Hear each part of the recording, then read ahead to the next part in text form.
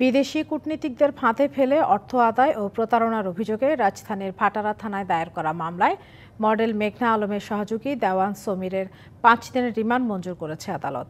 শনিবার বিকেলে ঢাকার মেট্রোপলিটন ম্যাজিস্ট্রেট সারা ফারজানা হকের আদালত এ আদেশ দেয়।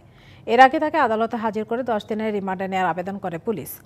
ঢাকা মহানগর পাবলিক প্রসিকিউটর ওমর ফারুক বিষয়টি নিশ্চিত করে বলেন, দেশের ভাবমূর্তি ক্ষুণ্ণ ও অস্থিতিশীল করতে অসৎ উপায় অবলম্বন করে বিদেশি কূটনীতিকদের ফাঁদে ফেলে অর্থ আদায়ের চেষ্টা করতেন সমীর। এর অংশ হিসেবে আসামিরা বাংলাদেশে সৌদি আরব অ্যাম্বাসেডরকে টার্গেট করেন।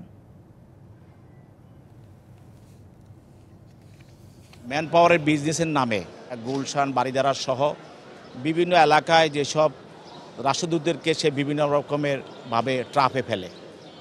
বাংলাদেশের যে রাষ্ট্রদূত তিনি হলেন ইসা বিন ইউসেফ আল দোহাইন, তাকে ট্রাপে ফেলে তার কাছে $5 মিলিয়ন দাবি করে, চাঁদা দাবি করে।